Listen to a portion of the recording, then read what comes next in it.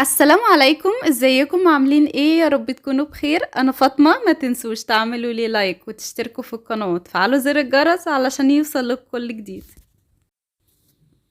النهاردة هنعمل كرات البطاطس بالكريمة والفراخ وفلفل الالوان. وصفة سهلة وسريعة وجميلة جدا ومغذية. يلا بينا بقى نبدأ الوصفة. هنبدأ دلوقتي اللي احنا نسلق البطاطس. هتستخدموا كمية البطاطس اللي على قد الكمية اللي انتوا هتحطوا عليها الفراخ. هننزل البطاطس في مية سخنة كده، وبعد كده هنحط عليها معلقة ملح علشان تملحها كويس بعد ما تتسلق. البطاطس عايزينها تتسلق يعني سلقة كاملة. هنبدأ دلوقتي نعمل البشاميل.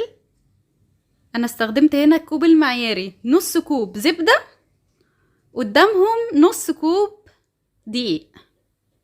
هنستنى الزبدة تسيح وبعد كده ننزل بالدقيق، نقلب بالمضرب كده. اول ما الدقيق والزبدة يمتزجوا مع بعض هننزل عليهم لتر لبن.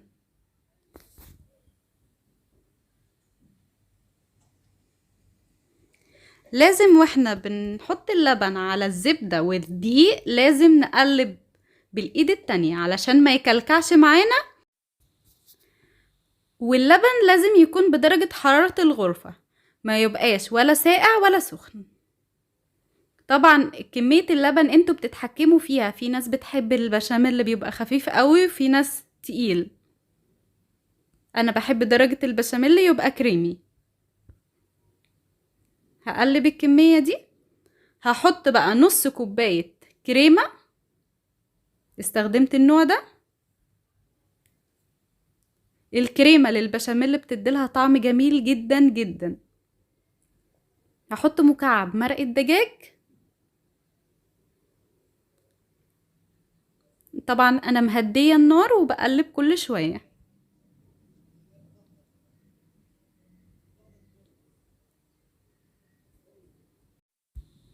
كده تمام. هظبط بس الملح، ولو حطيت شوية فلفل اسود وكده خلاص البشاميل خلص معايا.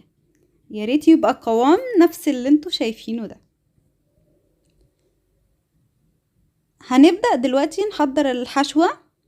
هنجيب طاسة على النار فيها شوية زيت.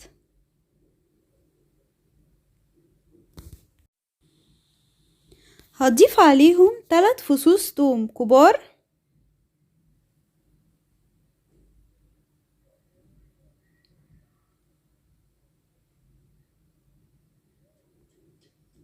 هقلبهم كده في الزيت. وهكون محضرة ربع كيلو او 250 جرام اوراق دجاج متقطعة مكعبات صغيرة، وممكن برضو تستخدموا الصدور.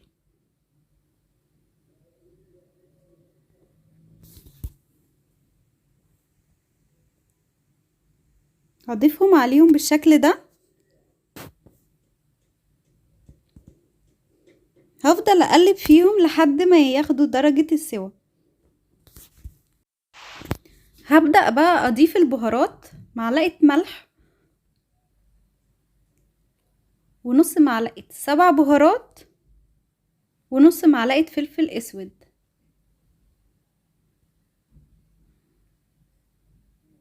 هقلبهم كويس. انا مقطعاهم مكعبات صغيرة مش هياخدوا وقت كبير في السوا. هحط عليهم رشة جوز الطيب.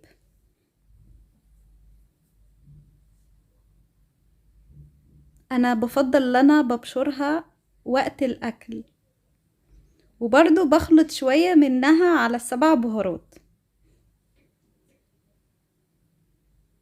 كده خلاص شبه استوت معايا. هضيف بقى عليهم باقي المكونات. انا هنا استخدمت جزر مبشور، جزرية واحدة بس متوسطة، وفلفل احمر وفلفل ابيض واخضر وحسب برضو المتوفر عندكم. قطعتهم شرايح رفيعة جدا علشان يستووا بسرعة.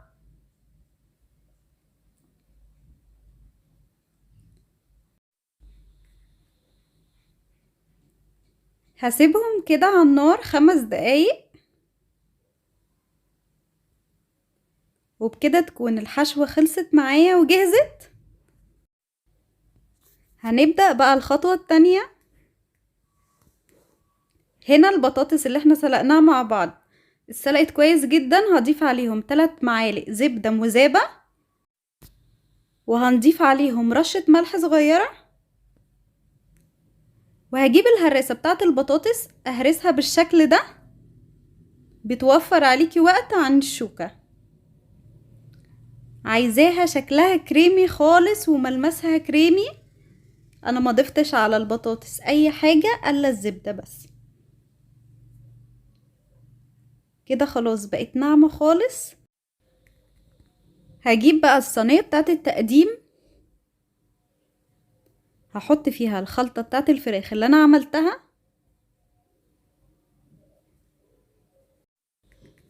هرصها بس بالشكل كويس، وهجيب البطاطس اعملها كور الاحجام اللي انتوا عايزينها بقى، بس اهم حاجة اللي يبقى الشكل متناسق ويبقى الكور كلها قد بعض. البطاطس ناعمة جدا وبتتفرد معاكم بشكل كويس.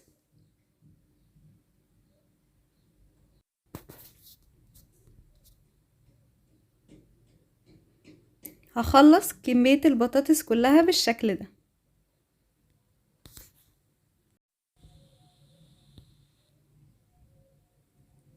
كده تمام، خلصت كل الكمية، بقت جاهزة معايا. هضيف عليها بقى البشاميل. هضيف البشاميل بالشكل ده، وحسب الكمية اللي انتوا بتحبوا البشاميل كتير او قليل. بعد ما خلصت كمية البشاميل هحط عليها رشة جبنة موتزاريلا، ممكن تحطوا جبنة رومي او اي نوع جبنة ميكس انتوا عايزينه. كده خلاص، هي الجبنة بتدي شكل حلو وطعم حلو للوش بتاع البشاميل.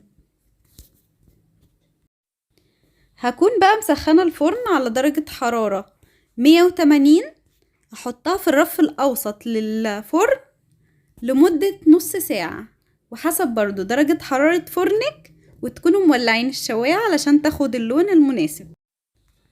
كده خلاص صينية البطاطس طلعت من الفرن واخدة لون جميل جدا وريحتها خطيرة. هي اصلا البطاطس والكريمة والفراخ بتعمل ميكس جميل جدا وطعم رهيب في الاخر. وبكده تكون وصفتنا خلصت. بألف هنا وشفا، جربوها وقولولي رأيكم ايه في الكومنتات. نتقابل ان شاء الله الوصفة الجاية. ما تنسوش لو عجبكم الفيديو اعملوا لايك وشير، ولو لسه ما اشتركتوش اشتركوا حالا وفعلوا زر الجرس علشان يوصل لكم كل جديد. كل المقادير هكتبها برضو في صندوق الوصف علشان تقدروا ترجعوا لها. ولو حابين اي وصفة اعملها لكم الايام الجاية اكتبولي برضو في الكومنتات. اشوفكم دايما بألف خير، مع ألف سلامة.